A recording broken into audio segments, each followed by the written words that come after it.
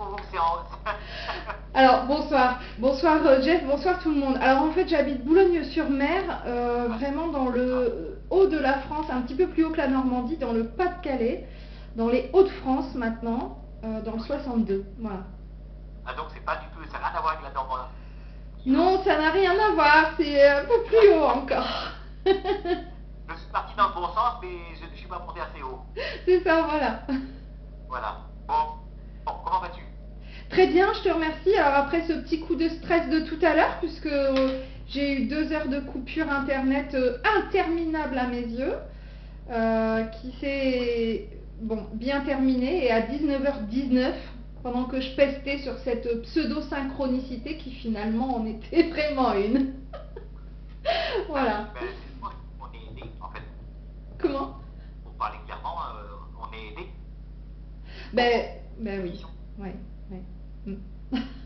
Voilà. Alors, de quoi va-t-on parler ce soir? Alors, je crois qu'on va parler un petit peu de vie antérieure, de réincarnation, donc forcément, parce que Oui. l'un ne va pas sans l'autre, et des âmes résiduelles. Alors, c'est là où les choses m'interpellent, parce que je voulais savoir ce que sont les âmes résiduelles, tout simplement. Oui, tout à fait. Alors, on a prévu cette thématique ce soir. Alors, tu sais, moi, quand je travaille, j'aime bien me connecter, faire une méditation, d'autant plus quand je fais des séances comme ça, un petit peu plus particulières, où je fais des méditations un peu plus poussées. Et du coup, tout à l'heure, j'ai été accompagnée, voilà, de mon armée de défunts. La caméra, ça couvre toute la bande passante.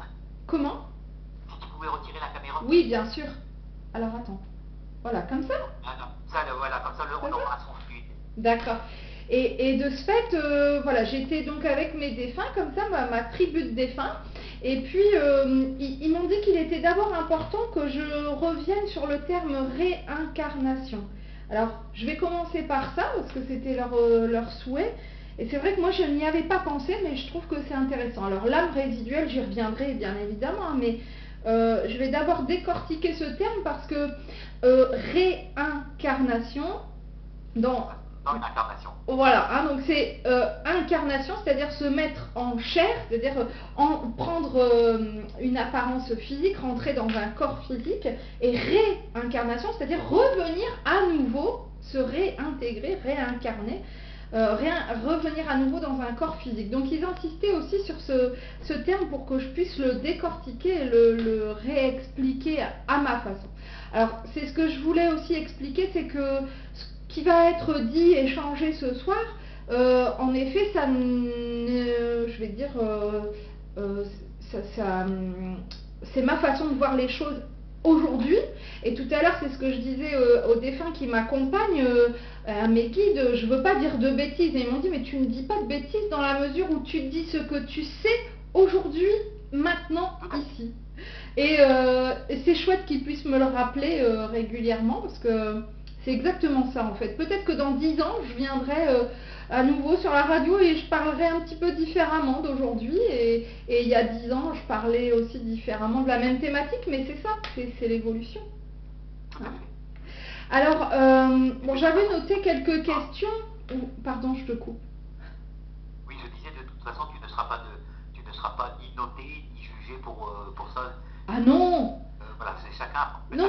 Non, tout à fait, mais c'est vrai que si tu veux, je sais que c'est une thématique où il y a plein de théories différentes et chacun a sa façon de voir les choses, et c'est pour ça que je voulais le préciser, parce que voilà, ça n'engage que moi, c'est ma façon de voir les choses et ce que j'ai pu apprendre de par mon travail de médium, mais évidemment c'est tout à fait à échanger, à discuter, et voilà, je suis tout à fait ouverte à d'autres façons de penser, mais là ce soir avec toi je suis dans le partage de mes connaissances, voilà.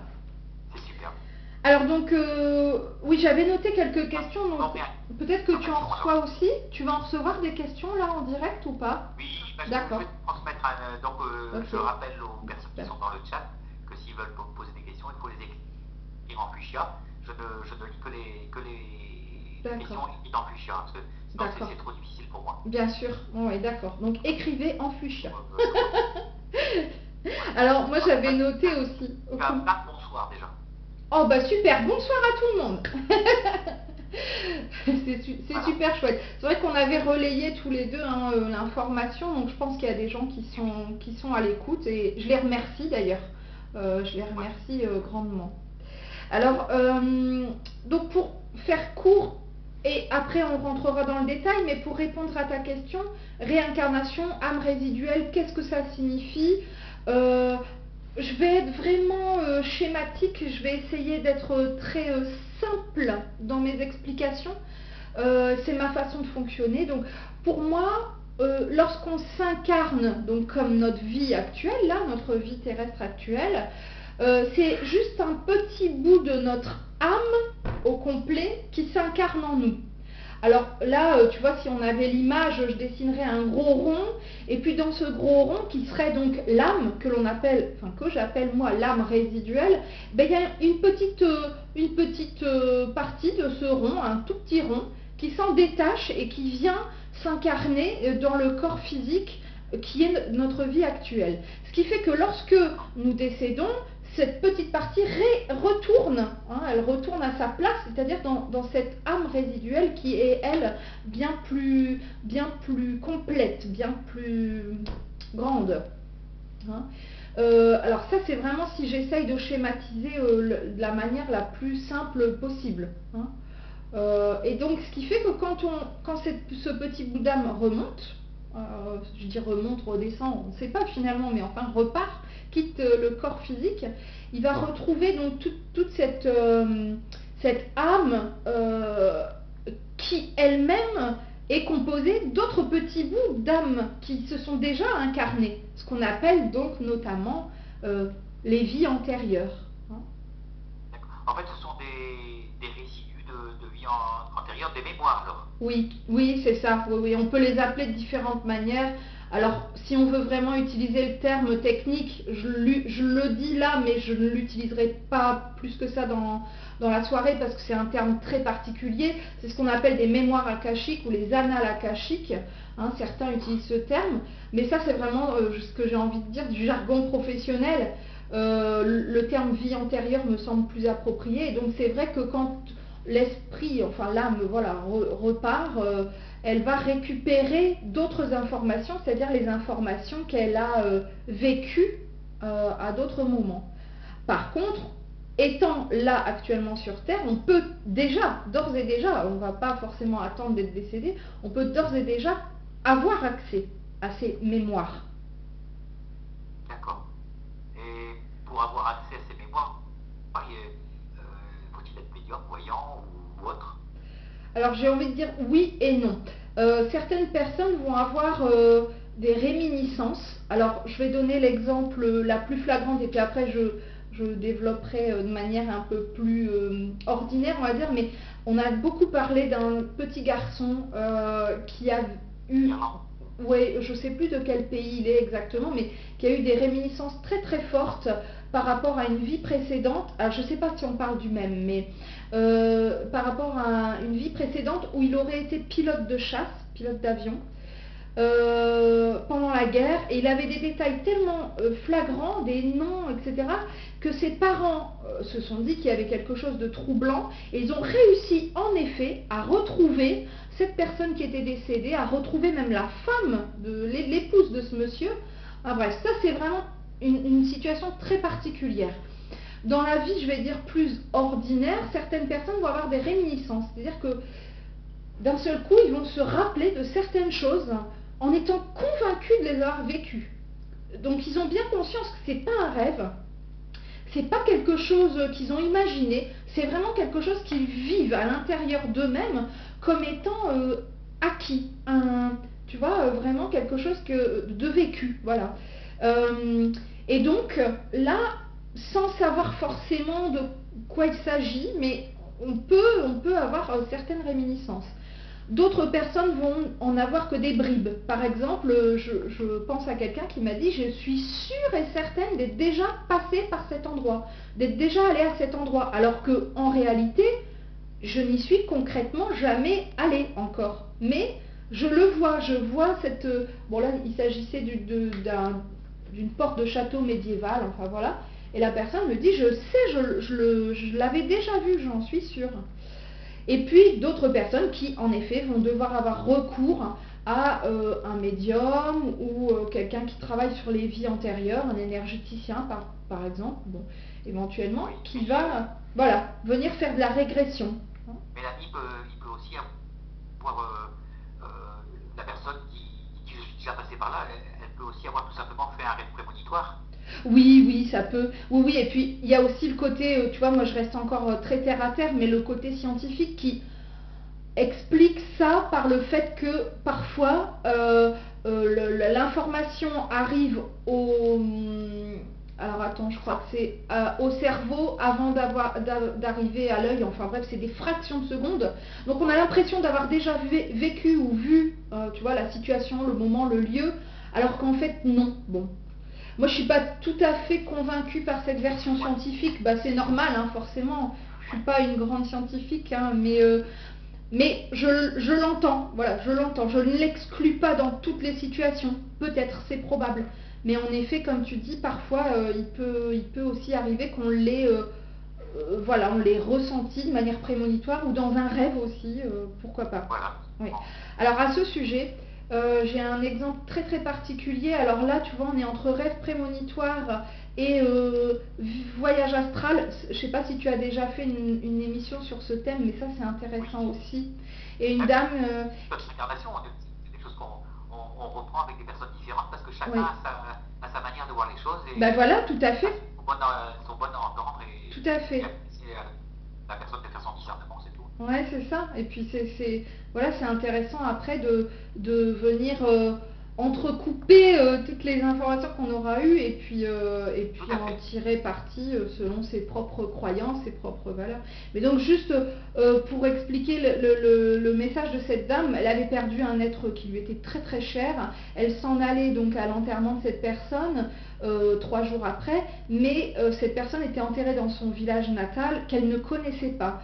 Et elle a fait un rêve donc, que l'on pourrait plutôt considérer comme étant un voyage astral, parce que dans ce rêve, elle a vu vraiment le lieu. Donc là, il s'agissait encore d'une cité un peu, avec des remparts, choses comme ça, une porte, pareil, un peu de type moyenâgeuse. Et puis l'histoire d'un théâtre. Bon, je ne vais pas donner tous les détails là parce que ce serait long de le raconter, mais donc elle s'est dit, j'ai rêvé, hein, avec l'heure de l'enterrement qu'elle ne connaissait pas encore, etc. Et en réalité, eh bien, tous ces éléments-là, elle les a retrouvés lorsqu'elle est arrivée, elle a pris le train, etc. pour se retrouver dans ce village. Lorsqu'elle s'est retrouvée dans le village avant d'aller à l'enterrement, elle a tout à fait reconnu la porte d'entrée du village, comme ça, enfin l'arche d'entrée du village, qu'elle avait perçue dans son rêve, je dis rêve entre guillemets, parce que finalement, est-ce que c'en était un? Je ne sais pas. Je ne sais pas. Bon, alors, ça c'était un petit aparté. Pardon. Voilà, alors on va commencer par donner la question de Paulette. Oui, bonsoir Paulette. Voilà, est-on obligé de se réincarner ou peut-on choisir de ne pas revenir sur Terre? Alors ça c'est une question que l'on me pose très souvent. J'ai même des gens qui me disent, moi si c'est pour faire ça, je reviens pas. Hein. Alors bon, concrètement, ce qu'il faut comprendre, c'est que s'incarner, lorsque l'on s'incarne, derrière cela, il y a un objectif d'avancement, d'évolution, de réflexion. Voilà, il y a tout un travail. Alors je sais bien que certaines personnes qui m'écoutent peuvent se dire, excuse-moi, mais pour vivre ça, moi je voudrais bien revenir en arrière et faire d'autres choix à ce moment-là, parce que là c'est très difficile pour moi à supporter et je ne sais pas si je supporterai une autre incarnation. Le truc c'est que il faut vraiment voir les choses de bien plus haut et bien comprendre que lorsque l'on s'incarne, lorsque ce petit bout d'âme quitte l'âme résiduelle pour incarner un corps physique, eh bien on se crée une certaine mission, hein, et donc on va avoir pour objectif certains points. Alors ça peut être la patience, ça peut être la compréhension, ça peut être l'altruisme, ça peut être plein de choses. Et donc pour pouvoir atteindre ces objectifs de vie, on va devoir passer par certaines épreuves. Et donc, oui, forcément, quand on s'incarne, on fait le choix de s'incarner parce que pendant ce temps où on n'était pas encore réincarné, c'est-à-dire où notre corps, finalement, notre dernière vie terrestre s'était terminée, eh bien on a cheminé, et on a pris la décision d'à nouveau s'incarner parce qu'on a compris qu'on avait besoin d'évoluer.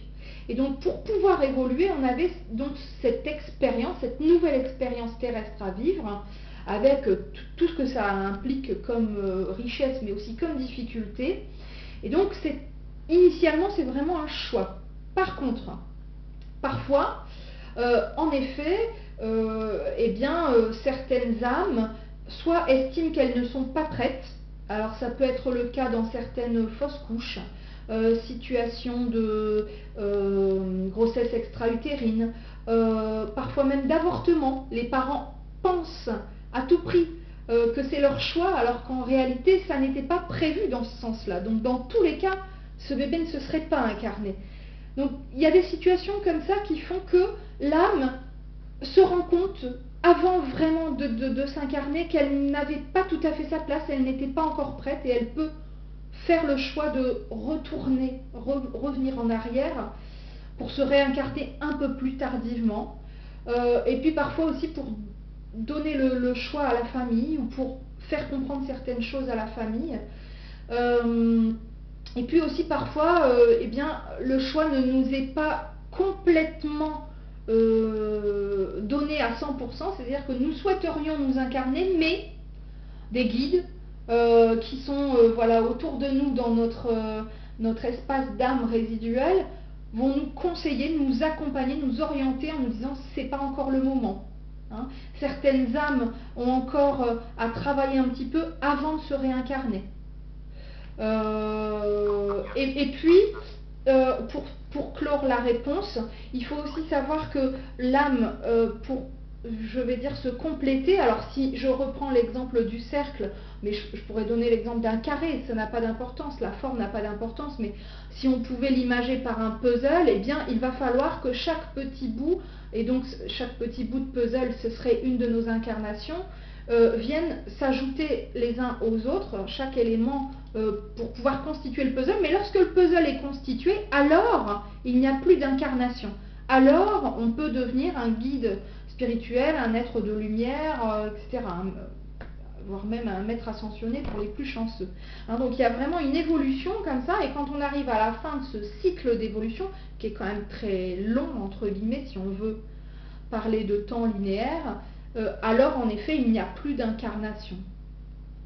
Combien d'incarnations? Parce que faut-il, parce qu'il y a certaines personnes vont dire qu'on a besoin d'une dizaine d'incarnations, d'autres vont dire qu'il y a besoin de plusieurs milliers d'incarnations. Oui. Il y a besoin de combien, d'après toi, d'après ce que toi tu ressens, oui. Combien d'incarnations à peu près une âme a-t-elle besoin pour devenir, entre parenthèses, parfaite? Alors, j'entends souvent, on a 7 vies. Hein, d'ailleurs, je pense que, je sais pas exactement d'où ça vient, peut-être par rapport au chat, j'en sais rien. Enfin, moi, ça, je suis pas d'accord avec ça. Je ressens bien quand je fais, parce que je fais aussi ce travail de recherche de vie antérieure pour les personnes qui me le demandent, je sens bien qu'il n'y a pas que cette vie. Il y a bien plus que cette vie, bien plus que 10 vies, par rapport à mes croyances, mes expériences. Hein. Maintenant, des milliers, je ne sais pas, des centaines, je ne sais pas, des dizaines, c'est sûr. Savoir le quantifier, c'est très compliqué pour moi. Je n'ai pas encore eu cette information, mais vu comment je le ressens, il y en a au moins des dizaines. Maintenant, j'ai vu et j'ai partagé il y a quelques mois sur ma page une petite BD où en fait on expliquait justement ça, la réincarnation, et où en fait cette théorie expliquait que nous ne nous réincarnions pas réellement à différents moments, enfin de manière chronologique, mais nous nous réincarnions en même temps, c'est-à-dire qu'il n'y avait pas de linéarité dans le temps. Alors là je sais qu'il y en a certains qui sont en train de se tirer les cheveux, je vais m'expliquer. C'est-à-dire que là je suis en train de vous parler, mais peut-être qu'en même temps je suis en train de donner à manger à des cochons au XIVe siècle. Et que en même temps, je suis dans l'espace au 24e siècle. Vous voyez, il y a des gens qui pensent ça. C'est-à-dire qu'il n'y a pas de linéarité au niveau du temps, il n'y a pas de avant-après, c'est tout un espace-temps qui serait non quantifiable, et donc, si on pense de cette manière, on ne peut pas dire qu'il y en ait des centaines, des dizaines, des milliers, puisqu'en fait, tu vois... En même temps, il y a des choses que je trouve incohérentes là-dedans. Non, mais moi non plus, je suis pas à l'aise avec cette théorie-là. C'est pas celle que je défends, mais je sais qu'elle existe. Hein, donc je l'évoque, mais sans en être vraiment partisane. Ça c'est clair. Ça remettrait en doute l'existence même des annales akashiques si on était à plusieurs endroits. Maintenant, il y aurait même plein de disques durs. Donc, exactement. Ouais. C'est vrai que moi, alors, tu vois, je vais encore pousser plus. Enfin, c'est pas moi, mais cette BD pousse encore plus loin parce qu'ils estiment qu'en réalité, elle est chouette à regarder. Franchement, elle fait réfléchir. Je trouve que l'objectif était déjà très intéressant. Mais elle estimerait que, en fait, toi, moi, mon voisin, mon mari, ma fille, mon fils, mon père, ma mère, on est tous la même personne qui se réincarne simultanément et à différentes périodes de la vie. Enfin, voilà. Alors là, tu vois, moi quand je l'ai lu, je dis, waouh, c'est un peu tiré par les cheveux, mais bon, l'objectif étant de faire surtout réfléchir, voilà. Maintenant, moi je suis assez d'accord avec toi, j'ai du mal encore à imaginer que on puisse se réincarner en même temps à des endroits différents, enfin, je reste sur ça. On vit une vie, moi voilà comment je le vois, on vit une vie, on repart entre guillemets avec cette âme résiduelle, on reste un petit moment à retravailler sur cette vie qu'on vient de passer, etc., avant de se réincarner, et ainsi de suite. Pour moi, il y en a quand même au moins des dizaines, voire bien plus. C'est évident. Hein. Maintenant, voilà, chacun partagera ses croyances. Se réincarner dans plusieurs corps en même temps, ça voudrait dire qu'on ait aussi la possibilité de biloquer en quelque sorte. D'avoir ce don de bilocation, comme avait le Padre Pio, par exemple. Oui, mais alors en fait, si tu veux, là je finis vraiment la BD. Hein. En fait, cette BD, c'est un petit bonhomme qui discute finalement avec Dieu. Et alors, mais il dit, mais alors, vous êtes qui, vous? Alors, hein, si moi je suis moi, mais vous êtes qui? Et en fait, ça signifie qu'il est Dieu, nous sommes Dieu. Bon, alors je trouvais ça intéressant dans le sens où nous sommes tous une petite unité, un petit grain de sable, moi je dis toujours ça, un petit bout de cette unité totale que nous formons au final. Je pense que l'idée à en retenir, c'est celle-ci. Maintenant, le côté linéaire, pour l'instant, en tout cas, moi, me va bien. Je ne sais pas si c'est lui ou moi qui avons raison. Je ne cherche pas à savoir qui a tort ou qui a raison, mais en tout cas, pour l'instant, moi, je suis plus à l'aise avec cette idée-là. Et c'est comme ça que je le comprends. Voilà, alors, sommes-nous un grain de sable à part entière, c'est-à-dire une entité à part entière, donc faisant partie d'un tout, ou sommes-nous ce tout? Ben, c'est la question que pose cette BD justement. Moi j'ai envie de dire les deux. C'est-à-dire qu'on est une partie à part entière mais qui est interdépendante, notamment premièrement des autres parties, c'est-à-dire des autres petits grains de sable. Mais en plus, donc on est tous interdépendants les uns les autres, mais en plus on est, comment dire, on forme tous cette unité, donc on est dedans et en même temps je ne sais pas comment l'expliquer avec des mots. Notre singularité, si on peut dire. Oui, je pense que si tu veux, c'est cette singularité qui est importante pour que le tout existe en tant que tel. Tout à fait. Hein, enfin, c'est comme ça que je le perçois en tout cas. Pareillement. Alors, on va retourner un petit peu dans le chat. Oui. Alors, avant de faire une pause musicale, parce que ça fait bientôt 30 minutes qu'on est ensemble. Ben oui, puis moi je papote, hein, tu sais, faut m'arrêter, hein, parce que je suis une pipelette. C'est quelques questions quand même. Alors il y a Paola, bonsoir Mélanie. Bonsoir Paola. Passe-t-on un contrat avec les guides? Eh bien, tu vois, la question est très judicieuse et je pense y avoir répondu un petit peu tout à l'heure. En fait, le premier contrat que l'on fixe, c'est avec soi-même. C'est-à-dire que l'on se fixe soi-même un contrat, alors forcément, les guides qui vont je vais pas dire autoriser notre incarnation, mais qui vont en tout cas nous accompagner dans ce choix d'incarnation, forcément, je ne suis pas convaincue qu'on signe un contrat avec eux, mais en tout cas, ils vont venir voilà, nous accorder cette incarnation ou nous la reculer, nous la retarder un petit peu. Et en effet, ils ont cette mission de nous accompagner tout au long de notre vie, tout au long de notre chemin. Par contre, je le rappelle, enfin ça en tout cas, ce sont mes croyances et mes façons de fonctionner, ce que j'ai perçu, c'est que nous n'avons pas un, deux ou trois guides pour la vie. C'est-à-dire que lorsque nous nous sommes incarnés, nous avions peut-être certains guides, et puis 1 an, 3 ans, 10 ans, 15 ans, 30 ans après, d'autres guides, et ainsi de suite. Ils sont en roulement, entre guillemets, dans la mesure où en fait les guides vont nous...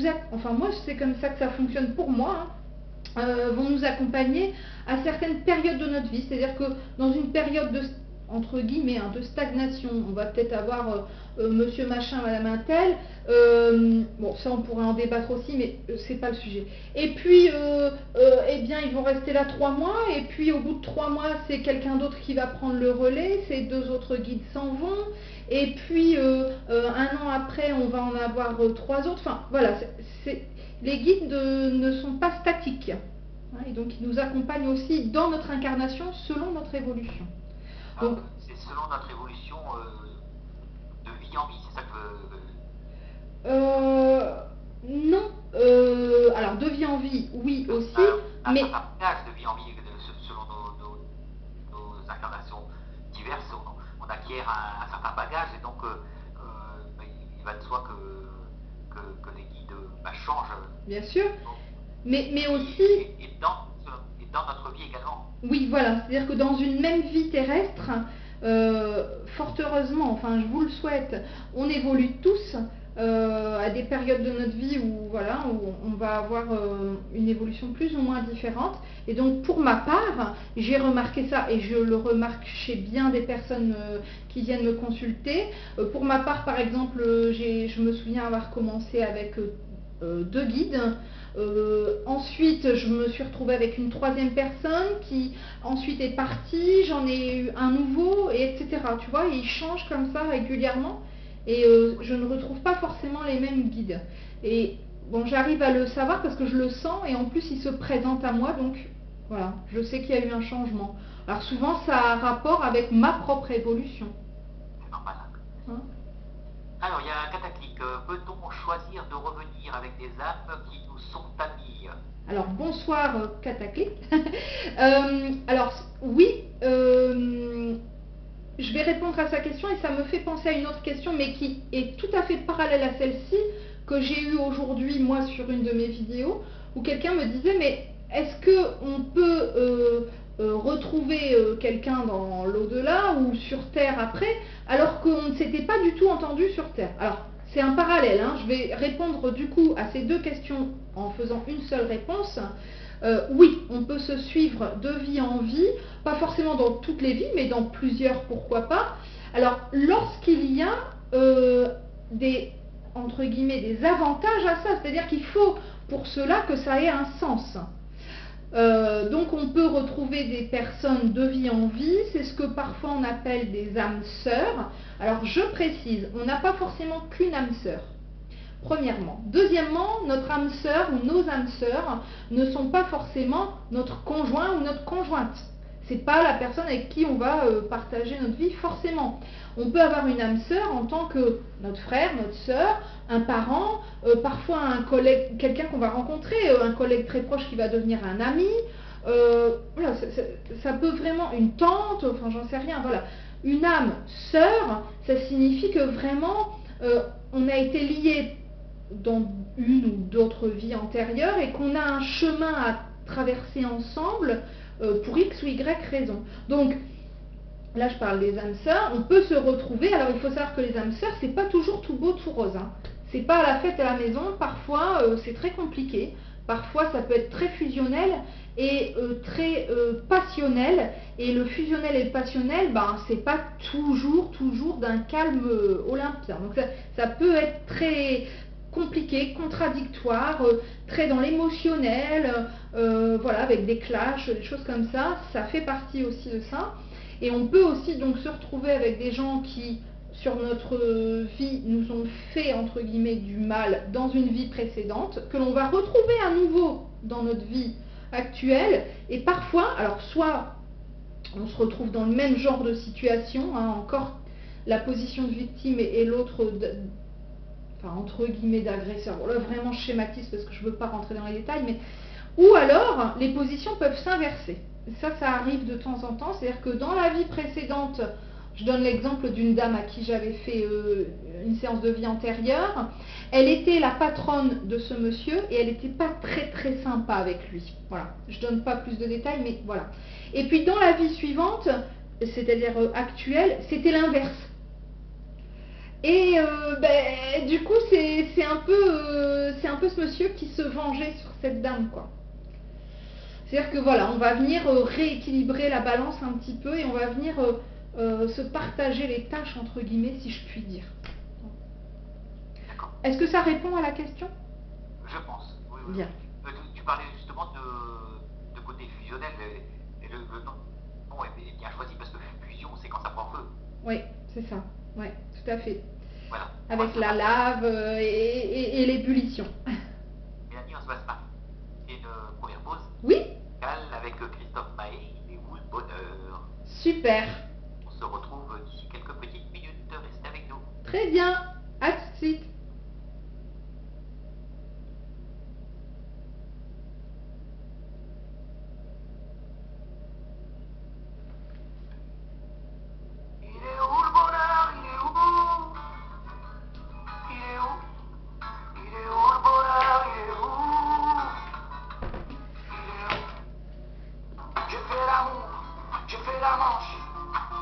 J'attendais d'être heureux. J'ai fait des chansons, j'ai fait des enfants. J'ai fait au mieux. J'ai fait la gueule, j'ai fait semblant. On fait comme on peut. J'ai fait le con, c'est vrai, j'ai fait la fête, ouais. Je croyais être heureux, mais y a tous ces soirs sans pote. Quand personne sonne et ne vient, c'est dimanche soir dans la flotte. Comme un con dans son bain, essayant de le noyer mais il flotte. Ce putain de chagrin, alors je me chante mes plus belles notes et ça ira mieux demain. Il est où le bonheur, il est où? Il est où?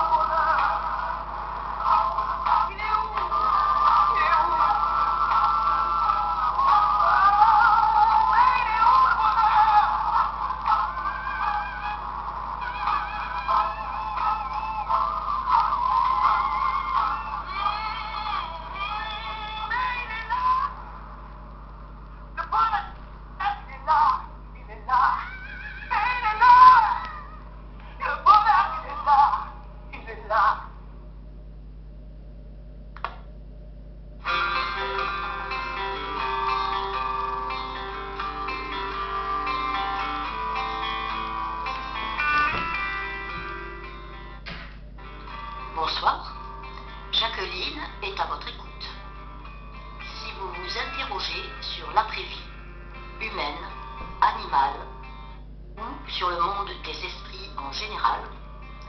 Si vous désirez obtenir des nouvelles d'un proche disparu, avoir une aide, un soutien ou une compréhension sur certains points, alors pourquoi hésiter?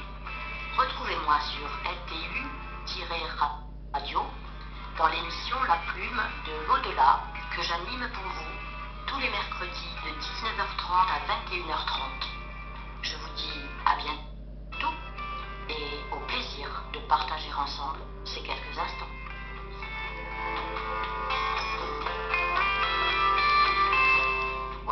Voilà, alors j'ai pu très mettre cette pub à ce moment-là parce que voilà, j'ai eu Jacqueline cet après-midi, comme tout le monde sait qu'elle s'est fait opérer de la poitrine suite à des ganglions qu'elle avait, des ganglions cancérigènes. Voilà, donc je l'ai eu au téléphone cet après-midi et puis elle m'a dit que voilà, elle allait beaucoup mieux, elle s'est fait opérer, donc on lui a retiré tout ce qui était malade. Et on va dire que les ganglions sentinelles ne sont pas atteints, ce qui veut dire que sa maladie ne se propage pas. Et donc elle n'a pas de, comment on appelle ça, des métastases. Elle n'a pas de métastases dans le corps. Mais c'est une très belle nouvelle. Elle est fatiguée, certes, mais elle va mieux et on lui a retiré tout ce qui n'était pas bon en elle. Voilà. Donc je tenais à vous dire. Et donc j'espère que pour septembre elle pourra revenir animer donc la pub de l'au-delà. Voilà, en attendant, je fais l'intérim avec Madame Médiumnité à sa place, quoi. Voilà pour ça. Alors on lui cède l'amour et l'ami. Voilà. On retrouve donc Mélanie Hugo avec des vies antérieures et forcément la réincarnation. Alors Mélanie, il y a plein de questions. D'accord.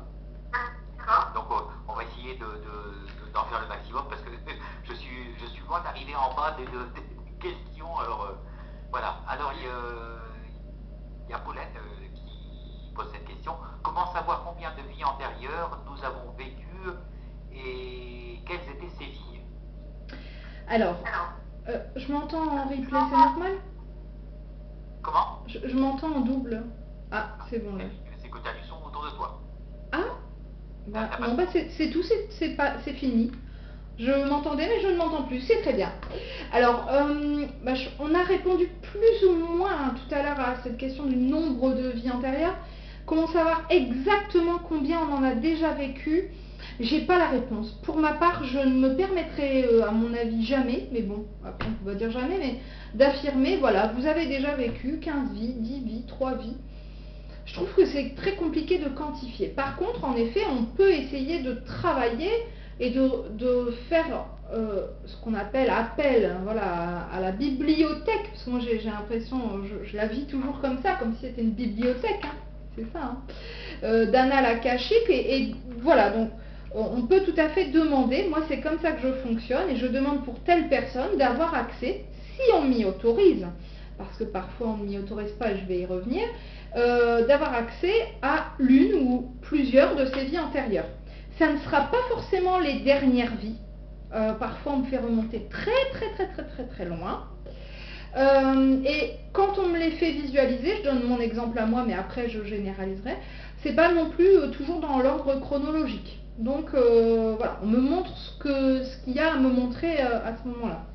Alors, donc pour répondre dans l'ordre aux questions, comment savoir combien on en a eu? Moi, je suis pas sûre et certaine qu'on puisse exactement quantifier et chiffrer ça, peut-être, ou alors moi en tout cas j'en suis pas capable. Et comment le faire? Alors bon, soit on essaye de manière autodidacte, je vais dire, alors par écriture intuitive si on arrive à communiquer avec ses guides, par de l'hypnose éventuellement, pourquoi pas, pour faire de la régression. Après, à part un travail avec un médium, je vois pas trop d'autres possibilités, hein, donc ces possibilités-là.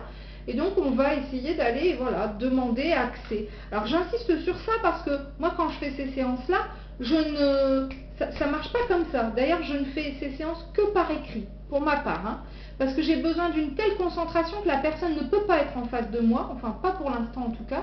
Je fonctionne plutôt de manière très posée. Des fois, je reprends la séance en plusieurs morceaux, on va dire.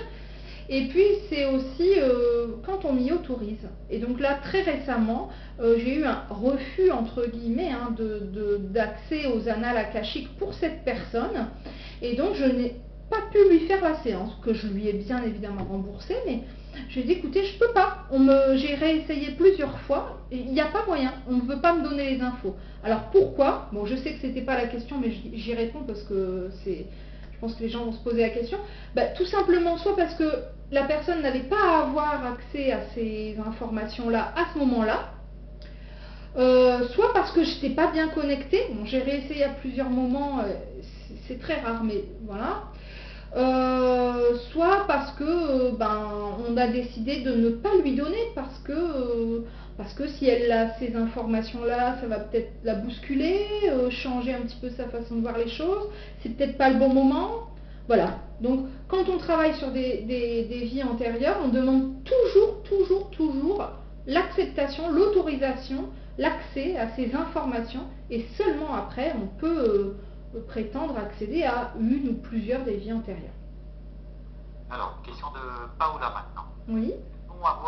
Peut-on accéder à notre âme résiduelle par l'hypnose? Ça, c'est une bonne question.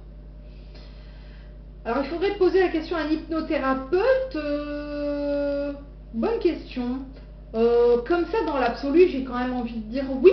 Je pense que oui. Avec plusieurs séances, je suppose, il faut être bien réceptif parce qu'attention, tout le monde n'est pas réceptif à l'hypnose, ça il faut le savoir. Et puis, je pense que voilà, il faut être très concentré. Alors, outre l'hypnose, je pense qu'on peut aussi travailler ça de manière individuelle, peut-être avec des méditations. Je pense qu'on doit, si on prend l'habitude et si on a bien accès à la détente, à la relaxation par la méditation, je pense que c'est possible. Et puis après, par un énergéticien, un chaman, un médium, pourquoi pas. Moi, je travaille comme ça aussi, où j'ai accès, lorsqu'on m'y autorise, à l'âme résiduelle de certaines personnes. D'accord. Alors, invité combien 72. J'ai essayé d'écrire en fuchsia, mais ça n'a pas passé. Donc Bonsoir. Est-ce que nous choisissons nous-mêmes dans quelle famille nous voulons aller et quoi comme mission? Alors, excellente question. C'est vrai que ça, c'est une question qu'on me pose très très souvent. Alors oui, en réalité, on choisit ses parents. Alors, même si la chanson dit on ne choisit pas sa famille, c'est ce dont on a l'impression, et pourtant si. Alors, je sais que là, certaines personnes se posent des questions en se disant mais c'est pas possible, je n'ai pas pu choisir mes parents. C'est pas possible. Hein. Pour vivre ce qu'ils m'ont fait vivre, je ne peux pas avoir choisi cette famille, je ne peux pas avoir choisi ces événements parfois très traumatisants. Eh bien, malheureusement, dans certaines situations, enfin pas dans certaines situations, mais de manière générale, si.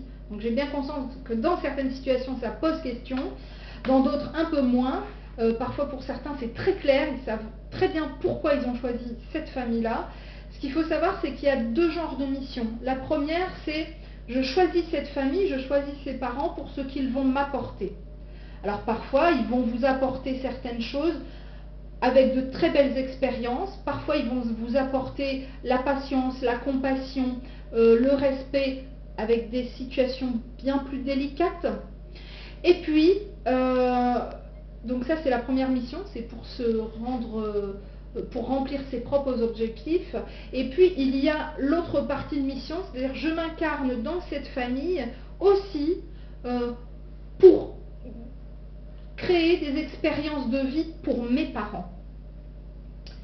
Et je pense notamment justement à ces situations de fausses couches, parfois même à répétition, de perte d'enfants qui pourraient être... Attention, je ne vais pas dire une leçon parce que le terme est vraiment mal approprié, mais comment dire, une expérience de vie, aussi douloureuse soit-elle, mais qui peut vraiment parfois même créer un chemin très particulier de vie. Je pense à une maman notamment qui était venue me solliciter en me disant, vous savez, après avoir compris, accepté, au bout de plusieurs années, 7 ans, le décès de le décès de son fils, c'était un bébé mort-né, hein, très délicat, très difficile. Elle me dit, j'ai fini en fait par créer une association, hein, au bout de 7 ans, pour les parents qui sont dans le deuil périnatal, et c'est devenu toute sa vie. C'est-à-dire que cette association, c'est vraiment devenu son travail déjà, mais c'est aussi vraiment ce qui lui tient à cœur. Et là, on peut vraiment comprendre que le choix de non-incarnation de cet enfant avait un but, la mission première était le chemin de vie de sa maman. Alors c'est un exemple qui, aussi triste soit-il, est finalement très joli, qui n'est pas forcément, je suis bien consciente que ce n'est pas forcément le cas dans toutes les situations, mais cette dame a dit qu'elle a vraiment eu beaucoup de mal. Bon, elle a fait dépression sur dépression, etc. C'est très compliqué, mais que la finalité, elle m'a dit, du moment où j'ai compris, où j'ai accepté, alors ma vie a changé. D'accord. Je pense que ça répond. Une question de David maintenant.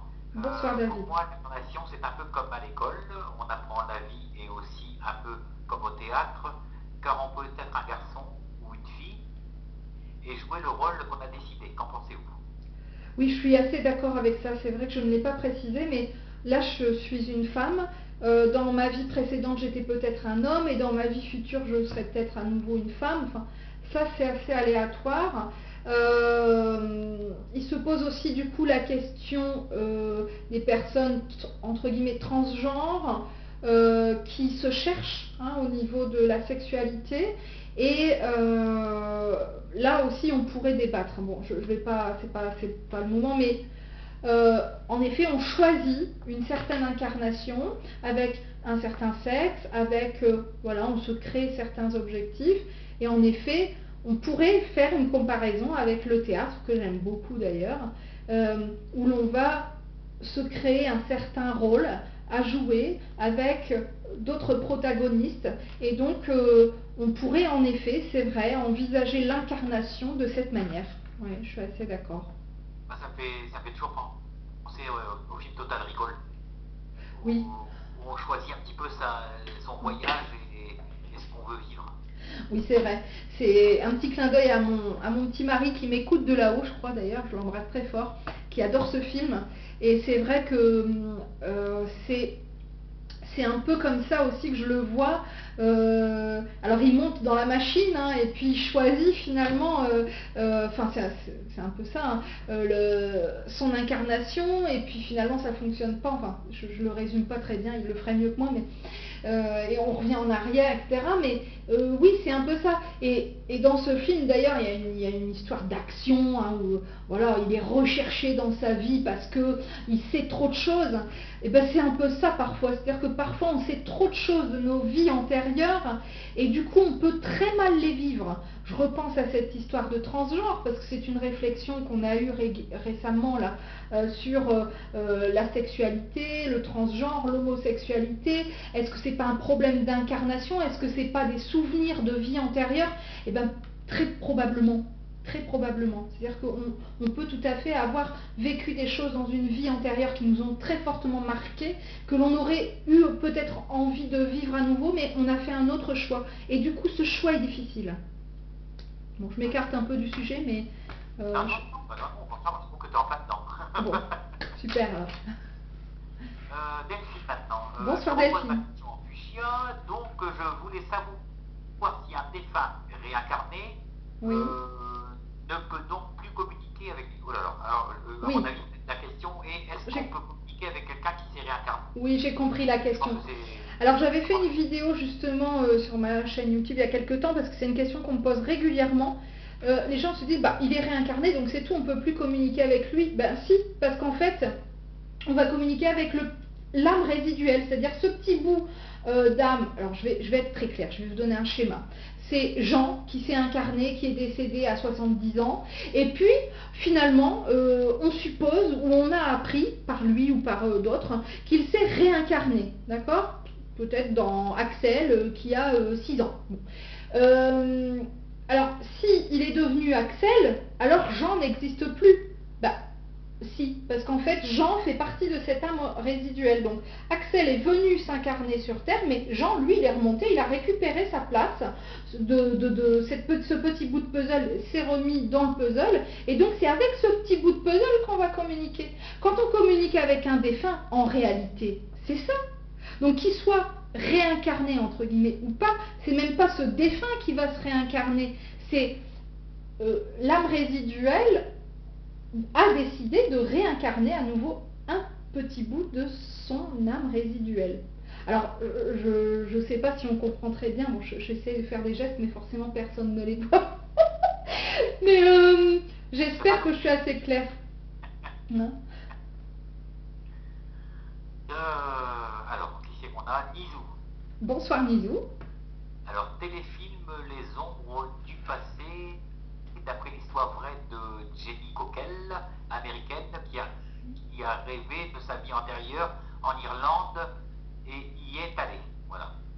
Alors, je ne connais pas ce téléfilm, j'en suis désolée, donc je ne vais pas pouvoir commenter de manière personnelle, mais ça reprend un petit peu l'exemple du petit garçon dont je parlais tout à l'heure qui se voyait aviateur. C'est tout à fait possible. Il arrive parfois, des fois ce que je dis c'est un bug dans la matrice, c'est-à-dire qu'on a oublié de nous faire un reset et donc on a une mémoire qui est toujours enclenchée de ce que l'on a pu vivre antérieurement. Et donc voilà, c'est très rare, hein, mais il y a plusieurs cas comme ça dans le monde, et puis d'autres dont on ne parle pas, qui n'ont pas été médiatisés, d'autres que l'on ne croit pas, et qui se retrouvent dans des situations rocambolesques, et voire même dans des situations d'internement, hein, d'enfermement en psychiatrie. Je fais un petit coucou à Violette si elle m'écoute et je l'embrasse très fort parce que on s'est aussi posé cette question de la psychiatrie.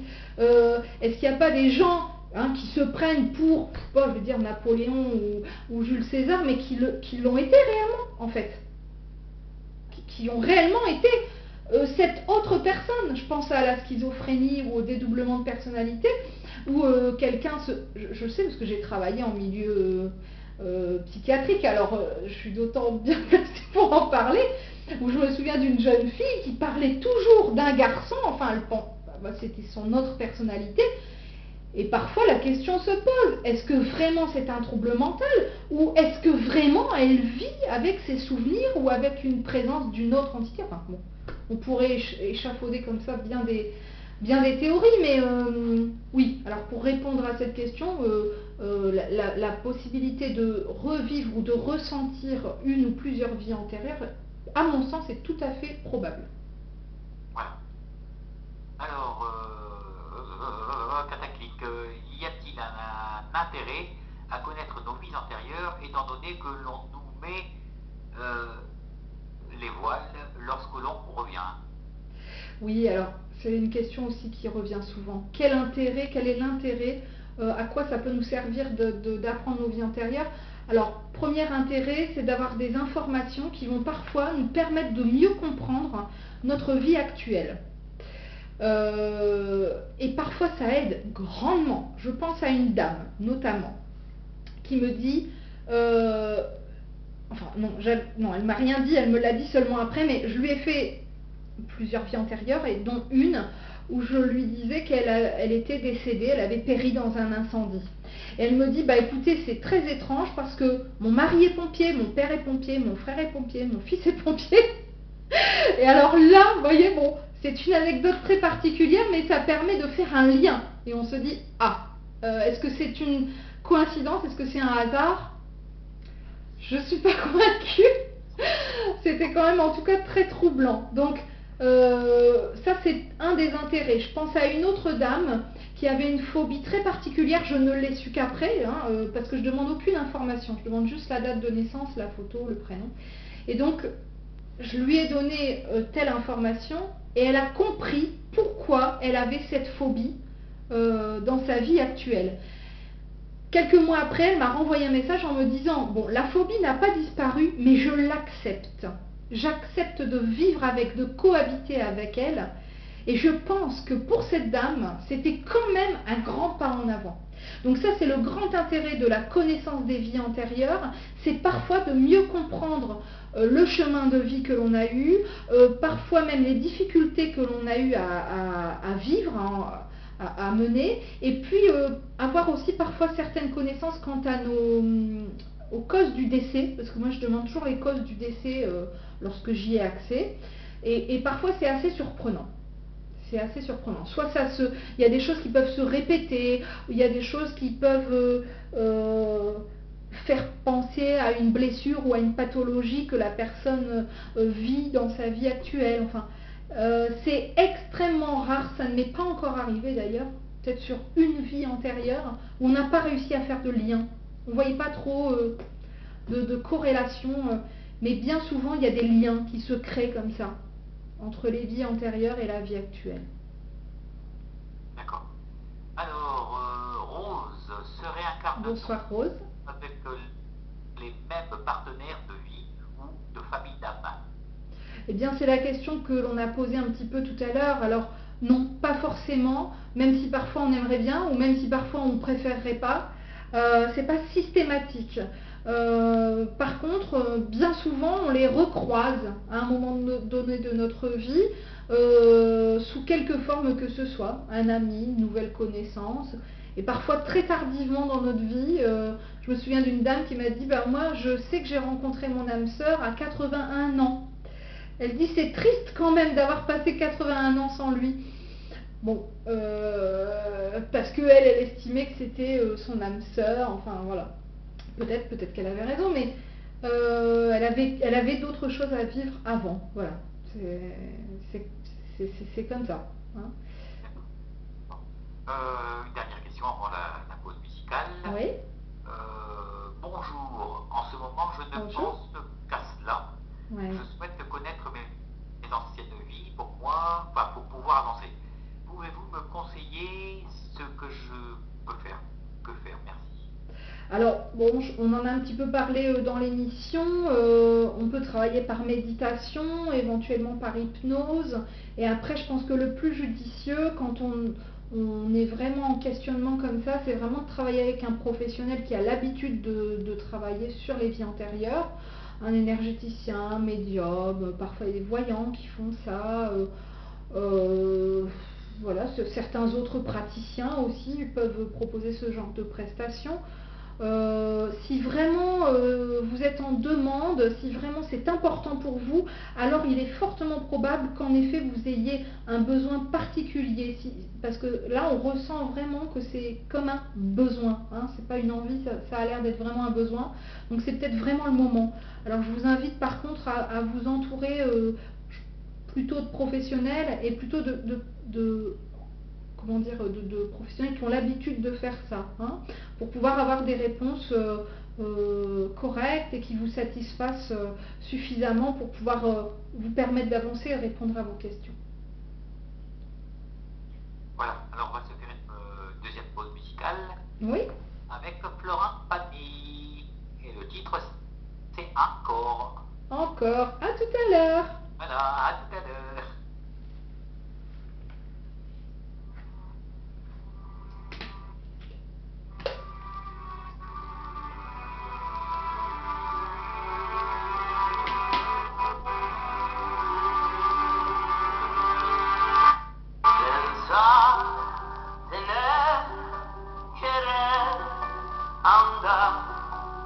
Abriendo en cada puerta una verdad.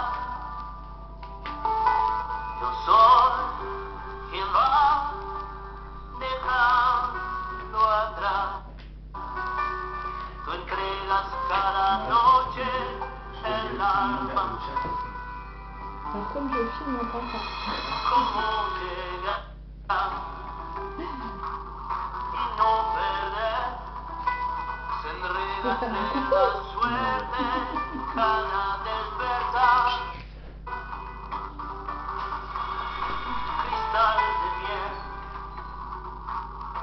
agua de mar. Despierta el día, llega y se nos va. Encore des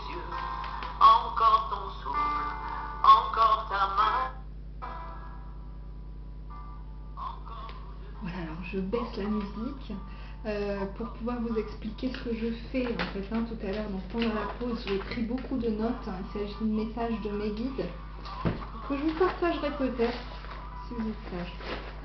Et voilà, j'aime bien me connecter à eux quand je fais des séances comme ça un petit peu particulières. Alors, vous voyez là, la lumière a dû baisser un petit peu. Il est 22h30 maintenant, donc la lumière du jour a vraiment bien diminué. Voilà, donc là on est éclairé à la bougie et avec la lampe. J'espère que jusqu'à présent cette émission vous plaît. Je pense qu'elle va répondre à pas mal de questions. J'avais déjà fait en effet une vidéo sur l'âme résiduelle.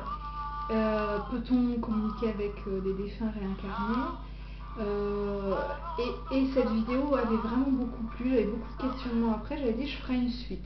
Et puis comme on m'a proposé cette émission avec cette thématique, je me suis dit bon, je vais pas faire de suite, je vais filmer l'émission et je la retransmettrai.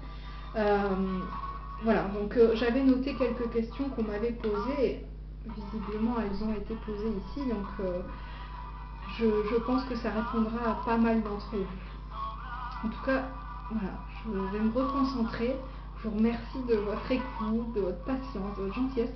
Mon époux vient de me signaler en effet que sur Facebook, ça y allait, il y avait beaucoup d'interactions, beaucoup de questions. Alors, je vous invite à les poser sur mon mail, mélaniemedium@orange.fr. Je n'y répondrai pas forcément, j'espère que vous le comprendrez, j'ai énormément de demandes. Comme je l'ai dit dans une précédente vidéo, j'ai des centaines de messages par jour. Enfin des centaines dans la semaine, une centaine par jour à peu près. Donc voilà, c'est très compliqué pour moi de répondre, mais je les note et je mets en place des vidéos régulièrement, donc j'essaie de répondre à tous du mieux possible. Je vais reprendre. À tout de suite.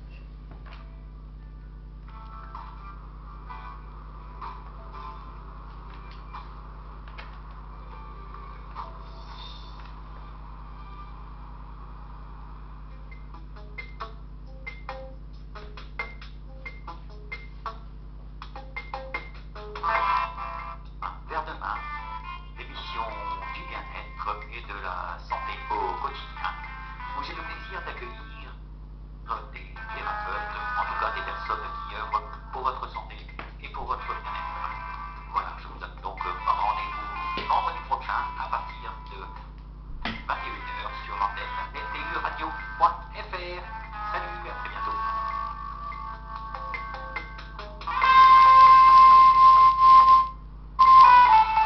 Voilà, et donc demain, dans le cadre de l'émission À demain vers demain, nous aurons le plaisir d'accueillir Charles Habert qui vient nous parler de la psychologie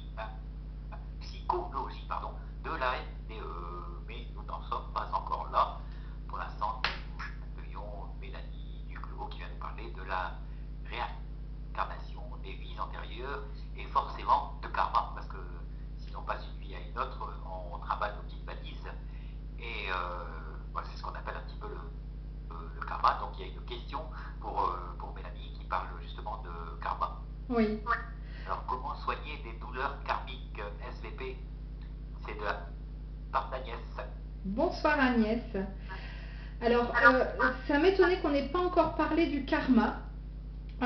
C'est vrai que c'est un terme que personnellement je n'utilise pas vraiment parce que d'une part je pense que je ne le maîtrise pas suffisamment, d'autre part je ne sais pas si je suis tout à fait raccord avec ce terme, donc je préfère d'abord m'expliquer sur ça et ensuite répondre à la question. Moi, la façon dont je vois le karma, c'est ce que j'en comprends et ce que j'en entends, ce que j'en lis, c'est je m'incarne pour une vie et puis à chaque fois je dois, si j'ai fait des choses mal, je vais forcément les payer dans la suivante, je vais devoir me faire pardonner entre guillemets, etc. Moi je ne le vois pas tout à fait comme ça, c'est pour ça que j'utilise pas tout à fait ce terme pour ne pas l'utiliser à mauvais escient. Alors, pour répondre à la question, est-ce que tu peux me la repréciser s'il te plaît, parce que je me suis égarée du coup. J'ai déjà passé la suivante, moi. Oh pardon, je suis désolée, je te fais chercher. Attends, je vais... Comment soigner les douleurs karmiques SVP, Agnès? Oui, alors, Ça, c'est vrai que c'est assez particulier. Je me souviens avoir fait un soin à ce niveau-là il y a très peu de temps.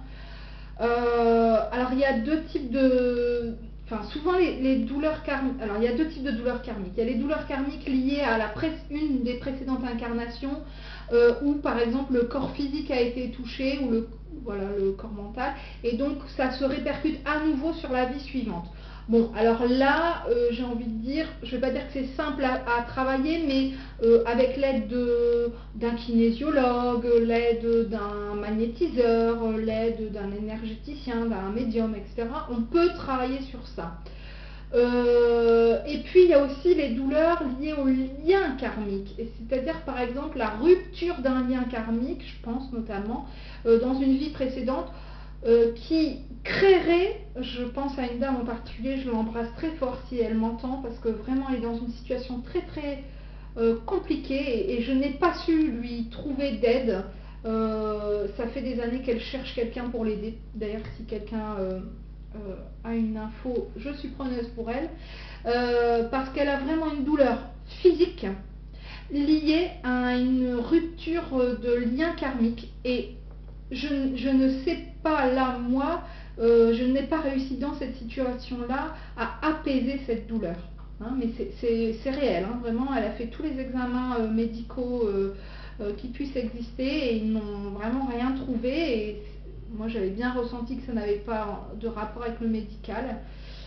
Et là c'est compliqué, parce que en effet, on peut tenter d'apaiser, toujours pareil, par des soins énergétiques, du magnétisme, mais reconsolider ou recréer ou apaiser une rupture de lien karmique, c'est quand même très compliqué. D'ailleurs, certaines personnes me disent, c'est un peu un parallèle, mais est-ce que l'on peut travailler sur un lien karmique et couper le lien karmique antérieur? Alors, je sais que certains le font. Moi, je ne pratique pas ça, parce que je trouve que, personnellement, je trouve que ça peut être dangereux, si ce n'est dans cette vie-ci, peut-être dans la vie suivante. Et j'en vois là les conséquences sur cette dame dont je viens de parler. Donc, je pense pas qu'on puisse couper, voilà, créer une rupture de lien karmique. Je pense qu'on peut tenter de, voilà, résoudre les nœuds, hein, les nœuds karmiques, essayer de travailler sur ça, mais c'est vrai qu'il faut vraiment avoir l'appui de professionnels, hein, qui ont l'habitude de travailler sur ça. Donc, pour le cas de cette personne, je pense que le mieux est vraiment de trouver quelqu'un qui puisse, un chaman, un énergéticien, qui puisse vraiment travailler sur ça de manière professionnelle. Est-ce que ça pourrait pas être justement l'inverse, une mémoire karmique, genre que cette personne aurait été blessée à tel endroit, puis qu'elle garde ça en mémoire? Oui, c'est ça, oui, tout à fait, c'est ce que je disais, soit c'est un lien karmique, soit c'est une blessure antérieure, qui en effet peut se réactiver, entre guillemets, hein, et ça peut être une mémoire fantôme, entre guillemets. Hein.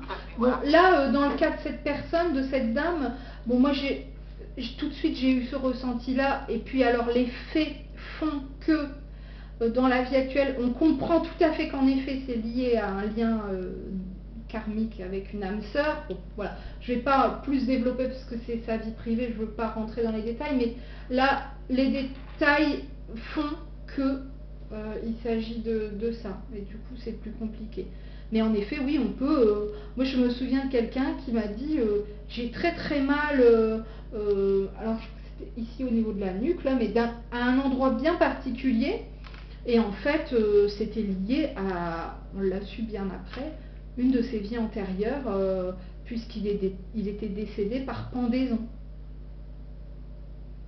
Donc la douleur ici au niveau de la nuque, les médecins ne savaient pas, même s'il était apaisé ou soigné quelque temps, ça finissait toujours par revenir. Bon, alors après, on peut trouver aussi d'autres explications, mais peut-être que ça avait un lien avec ça, peut-être. D'accord. Alors, il y a quand même pas mal d'autres questions. Oui. Alors, je sais que mon mari fait le relais, il vient de me dire ça pendant la pause, il renvoie tous les gens qui posent des questions sur ma page Facebook, il les renvoie alors probablement sur ton chat, tu vois. Alors, je ne sais pas si on répondra à tout le monde, et si c'est le cas, j'en suis désolée, mais bon, peut-être que certaines questions se recoupent, alors j'espère que chacun aura trouvé des petites bribes de réponses. Alors, peut-on, alors là c'est Agnès toujours, oui. Bonjour, peut-on demander à retrouver une personne dans une prochaine réincarnation? Oui, on peut le demander. Est-ce qu'on sera exaucé? C'est pas sûr. J'en ai un petit peu parlé tout à l'heure, voilà, parfois on se retrouve, parfois très tardivement. On peut toujours le demander, oui, c'est vrai. Mais on peut aussi retrouver cette personne-là d'une autre manière. C'est-à-dire qu'on a aimé quelqu'un très très fort, c'était notre ami, notre meilleur ami par exemple, et bien dans l'incarnation suivante, ça va être notre fils. Oui. Peut-être. J'aimerais bien de préciser aussi une chose pour l'invité 25. Là. Merci de ne pas faire de publicité personnelle sur le chat. Là, je vois voyance machin. Voilà. La seule chose qui va arriver, c'est qu'elle va se faire éjecter. Voilà. On reprend. Je t'écoute. Oui, excuse-moi, Mélanie. Non, non, tu as raison de faire le point, il n'y a aucun souci. Voilà. Non, parce qu'il y a, je ne sais pas comment elle s'appelle, je crois que c'est Valérie, je crois, qui vient de faire la publicité pour sa page Facebook, par exemple. D'accord. Voilà. C'est strictement interdit, la personne se fait éjecter, et une première fois, ce sera éjecté 20 minutes, et puis la fois d'après sera éjectée pour tout le temps. Je comprends. Donc, tout à fait. Voilà, il y a seule la personne qui parle et qui est invitée a le droit de faire la publicité. Ce qui est normal. Oui, et puis encore, moi je suis pas là pour faire de la pub, je suis juste là pour partager, moi c'est ça mon plaisir. C'est surtout ça mon plaisir, moi. Alors là ça parlait des végétaux, des animaux. Oui. Super nouvelle, Jeff, on fait encore des bisous. Oui, on est un petit peu en retard là. Allez, on descend. Invité 79, message de ton mari, alias Zik Henri. Oui. D'accord avec le fait que nous ayons plusieurs guides tout au long de notre vie. Cela pour s'améliorer et apprendre à évoluer. Que penses-tu de l'égoïsme dans ton évolution propre, parce que nous en avons souvent parlé ensemble dernièrement. Penses-tu que cela t'apporte dans ton évolution personnelle? Qu'est-ce que cela t'apportera et nous apportera aussi? Tu donnes beaucoup autour de toi, mais t'arrive-t-il de penser à toi? Et qui t'écoute, NP, nota bene, il est où le bonheur? J'adore. Il applaudit là dans la chambre à l'étage. Il est content de passer à la radio. Alors oui, c'est vrai que bon, c'est un petit peu parallèle, je veux dire pas hors sujet, mais c'est vrai que on a souvent parlé de ça. Ça pourrait être un sujet intéressant. C'est pas cette question d'altruisme ou d'égoïsme, mais c'est vrai que alors on utilise parfois le terme égoïsme dans le sens égocentrique, on pense qu'à soi, alors qu'en fait l'égoïsme c'est pas ça, c'est savoir se recentrer sur soi pour pouvoir apporter aux autres. Bon.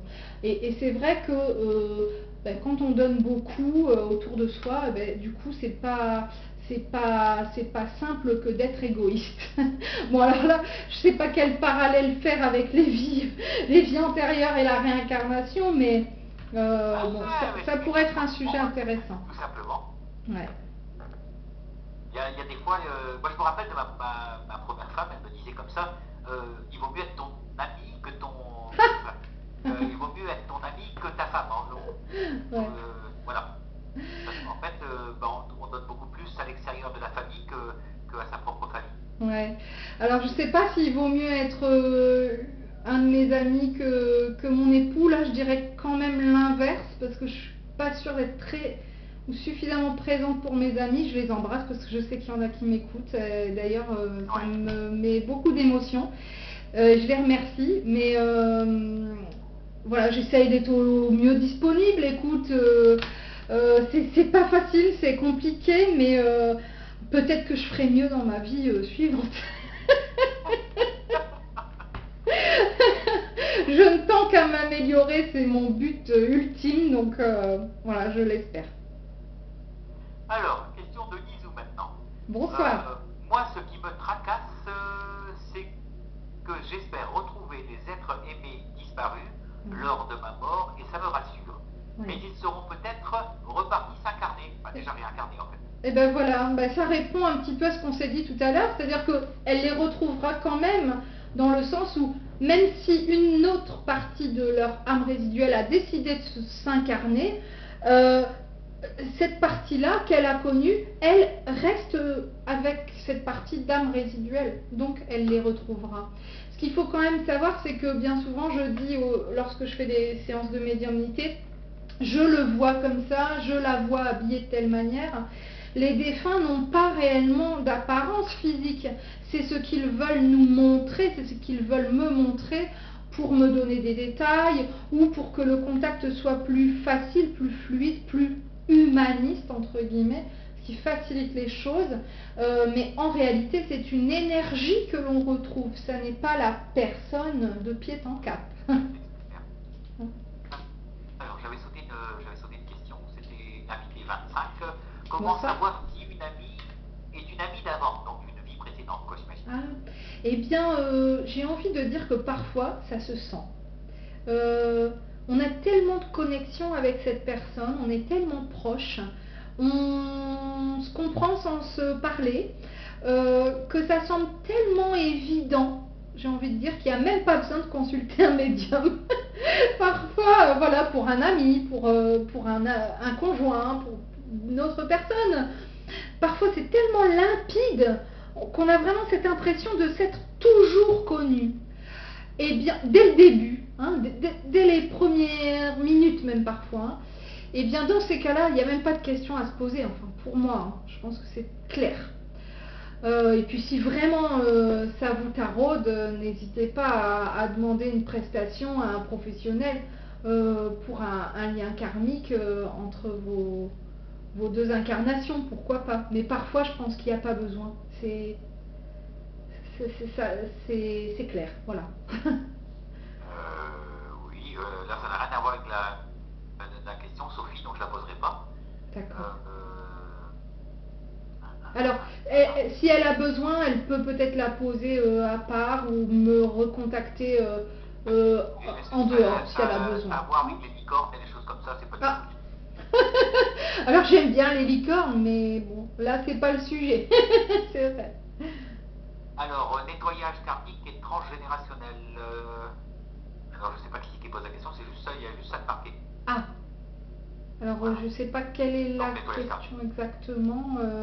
Bon, alors quand on parle de nettoyage karmique, c'est ce que je disais un petit peu tout à l'heure, c'est revenir sur une ou plusieurs vies antérieures et apaiser par exemple certaines tensions ou pour certains professionnels qui le font, faire des ruptures de liens karmiques pour que la personne en soit libérée dans la vie actuelle.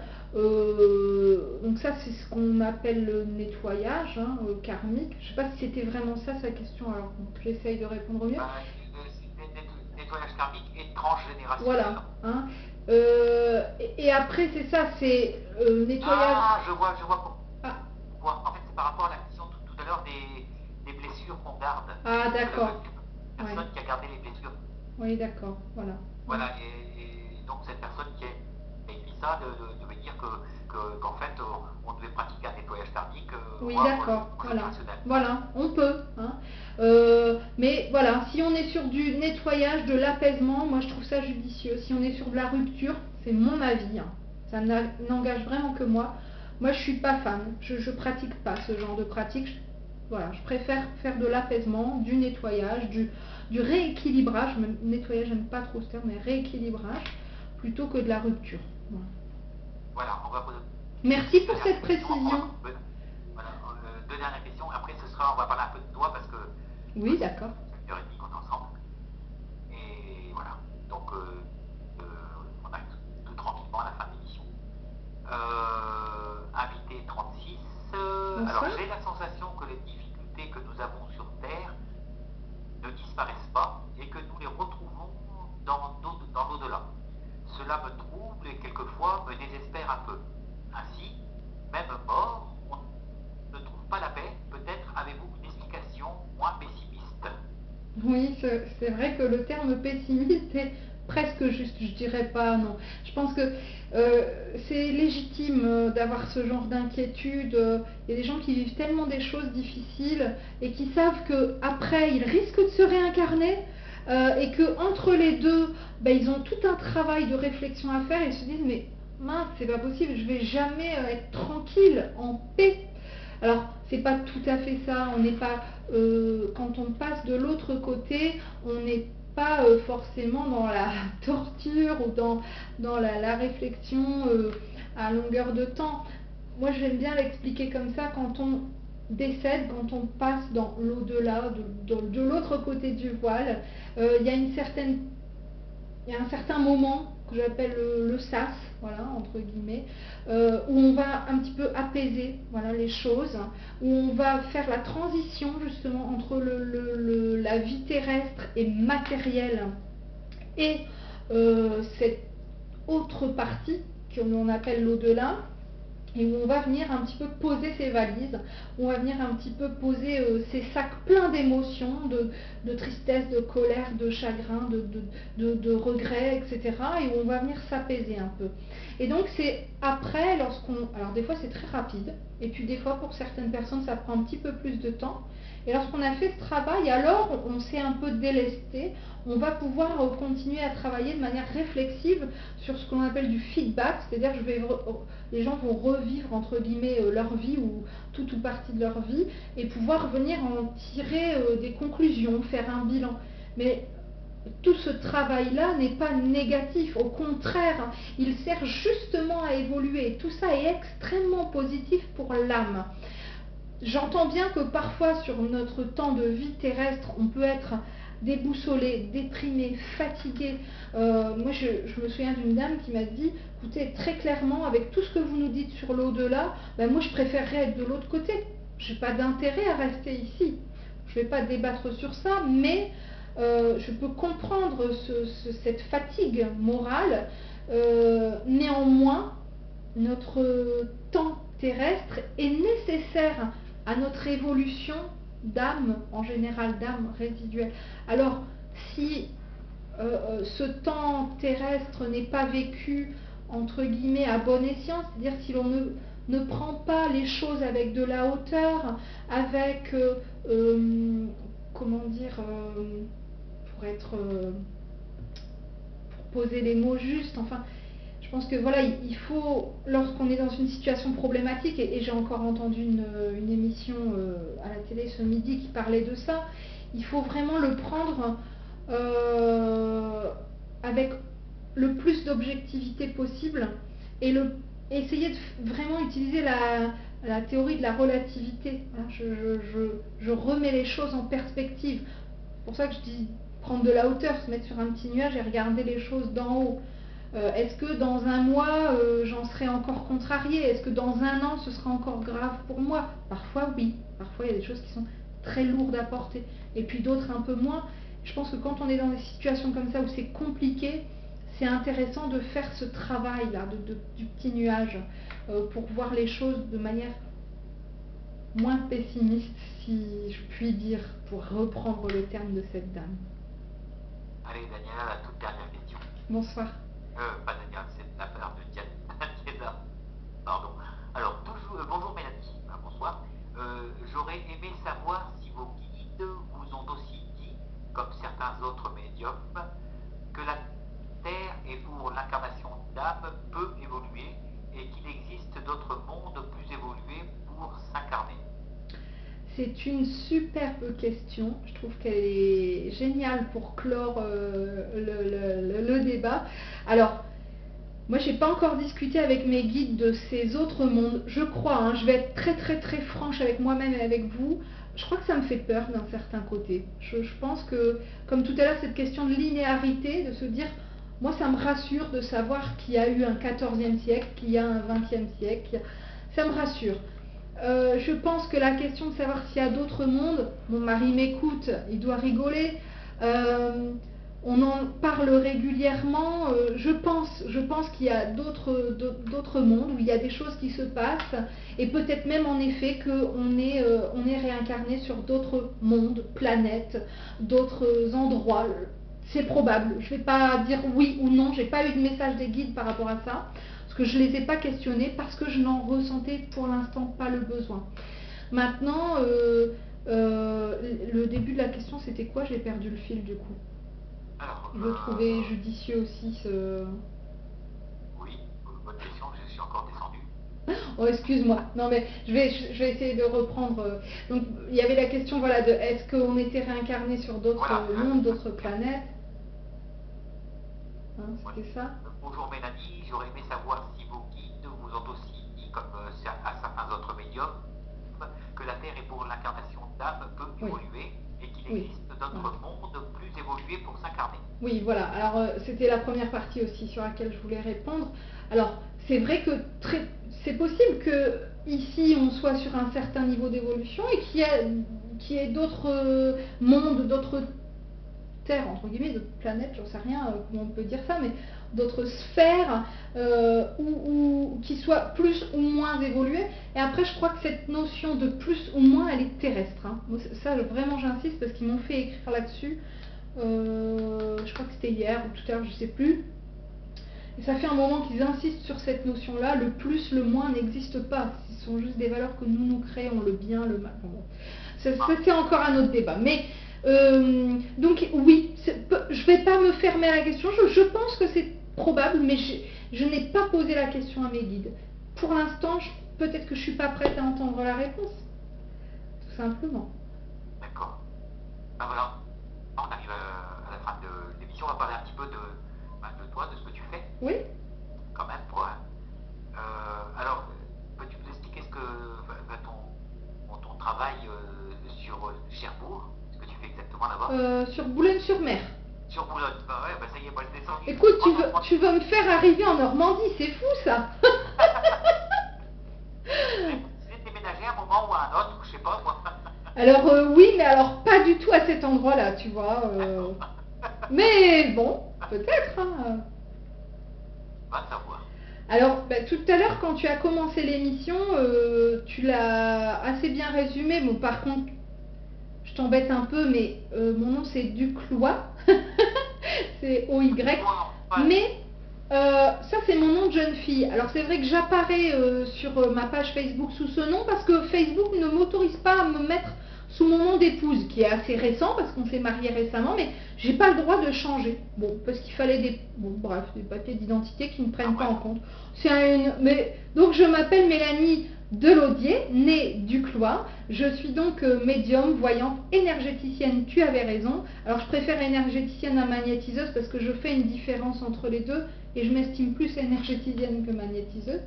Mais ça se discute aussi.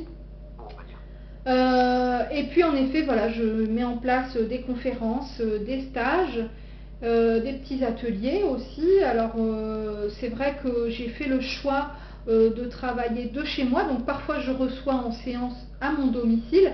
D'ailleurs là je suis entourée de mes murs de pierre et je m'y sens bien. Donc j'ai réfléchi à avoir un cabinet, mais non, je n'arrive pas à m'y résoudre. Donc je travaille comme ça. Et puis aussi beaucoup à distance, donc par téléphone et par Skype. Mais bon, ça c'est mon fonctionnement, on va dire, habituel et actuel. Néanmoins, là j'ai décidé de faire une pause en janvier, parce que bon, là, mon agenda est déjà plein par exemple, et j'ai besoin de me poser un petit peu pour travailler sur un ouvrage que j'ai débuté il y a quelques semaines. Et qui nécessite beaucoup de temps évidemment, hein, et temps que je n'ai pas pour l'instant. Donc à partir de janvier, on va faire une petite pause ou au moins freiner fortement pour que je puisse garder du temps pour travailler de cette manière-là, et puis aussi pour les conférences parce qu'on m'en demande de plus en plus, mais travailler du lundi au vendredi plus le samedi et le dimanche, ça devient compliqué. Ça devient compliqué. Donc voilà pour résumer un petit peu. Est-ce que tu as un site internet? Oui, j'ai un site internet. Donc c'est http://www.melaniemedium.wix.com. Bon, normalement en tapant Mélanie Medium, on doit tomber dessus, je le suppose. Et puis j'ai aussi et surtout, j'ai envie de dire, une chaîne YouTube. Donc en tapant Mélanie Medium, vous retombez normalement sur ces vidéos-là où je retranscris une partie de mes prestations, une partie des séances médiumniques, de coaching aussi, de messages des guides, des ateliers, des conférences. Et puis des petites vidéos thématiques. Tu vois, d'ailleurs, là, j'ai filmé toute la séance, parce que je ne savais pas si tu faisais en podcast ou pas. Je me suis dit, au pire, je l'ai pour moi. Ça me permet de la réécouter, d'y retravailler, et puis de me souvenir ce qui s'était dit aujourd'hui. Normalement, ce sera disponible lundi. Voilà, super, super. De toute façon, voilà, moi, je relais sur ma page Facebook dès que c'est disponible. D'accord. En général, je fais des diaporamas. Oh, super! Voilà, ouais. Oh, bah ça va être génial! Et ben écoute, dès que c'est mis en ligne, je retransmettrai sur ma page. Voilà, et donc dessus, je mets tout ce qui est lien, page Facebook, page... D'accord. Le site internet, ta chaîne YouTube sera dessus aussi, forcément. D'accord. On va tous, ouais. Voilà. Ok. Alors, bon, moi je te remercie déjà grandement de m'avoir invité. Je te remercie là d'évoquer avec moi ma chaîne, mon site internet, etc. Mais je veux vraiment préciser que moi je suis vraiment pas là pour faire de la pub. Parce que d'une part, c'est pas ma façon de faire. On fait ça avec tout le monde. Je sais, hein, mais voilà, je préfère le préciser parce que d'une part, c'est pas ma façon de faire, et d'autre part, de toute façon, j'ai plus de place. Donc c'est pas la peine de m'appeler pour un rendez-vous, j'en ai plus. Mais c'était mon plaisir que d'échanger autour de ces thématiques qui intéressent voilà, pas mal de monde apparemment. Donc voilà, c'était vraiment dans cette démarche-là que je le faisais, et je te remercie vraiment, vraiment d'avoir accepté d'échanger avec moi ce soir. Voilà, mais il y en aura d'autres, hein, j'imagine. Avec grand plaisir. Voilà, parce que c'était sympa, tout simplement. Bah, tout à fait, je suis ravie. Donc, à partir de septembre, parce que nous, on va marquer 2 mois de... Oui, de pause. Donc, pendant ces 2 mois, on ne mettra que des rediffusions. D'accord. Depuis 3 ans que la radio existe, on a quand même un bon bien stock, sûr. on va dire. Ouais, bien sûr. Donc, voilà, on va passer des rediffusions pendant l'été, puis on se retrouve pour les directs à partir de septembre. Eh bien écoute, ce sera avec grand plaisir si toutefois tu as une envie ou une idée de nouveaux projets d'émission. Ça foisonne cette grande idée. Avec grand plaisir, si tu as besoin de moi, je serai là. Eh ben c'est super sympa. Voilà, et ben on va souhaiter le bonsoir à toutes les auditrices et auditeurs. Tout à fait, bonsoir à tout le monde et merci à eux. Et donc, comme j'ai dit tout à l'heure, les podcasts seront disponibles normalement dès lundi environ. D'accord, très bien. Et donc, demain, on va parler de la psychologie des NDE. Voilà, ouais. Donc ça va être super sympa aussi. Oui, très intéressant aussi, en voilà, effet. Alors, voilà, alors ce sera avec Charles Imbert. D'accord. Voilà. C'est quelqu'un je crois qu'il est de la région parisienne, mais donc c'est un peu plus bas chez toi. Un petit peu plus bas, oui, en effet. Voilà, les Hauts-de-France, hein, c'est dans les Hauts-de-France que tu es, c'est ça? Oui, c'est ça, oui, tout à fait. Oui, dans le 62. Boulogne, j'ai une copine qui habite par là-haut. D'accord. Oui, on habite près de Boulogne-sur-Mer, vraiment près de la mer. Voilà. La mer à nos fenêtres. Merci beaucoup pour ta gentillesse, ta disponibilité. Merci à toutes les personnes qui nous ont écoutés. Et puis, avec grand plaisir, je te souhaite une très très belle soirée. Et ben, de même. À bientôt. À bientôt, Jeff. Au revoir. Allez, générique.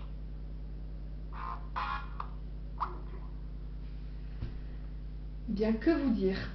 1h30. Pour ma part, une super émission. J'ai encore plein de questions. Voilà, qui n'ont pas été traitées. Peut-être que je traiterai dans une autre vidéo, pourquoi pas, peut-être dans une autre émission, peut-être dans une conférence. Allez savoir. Suivez, vous saurez.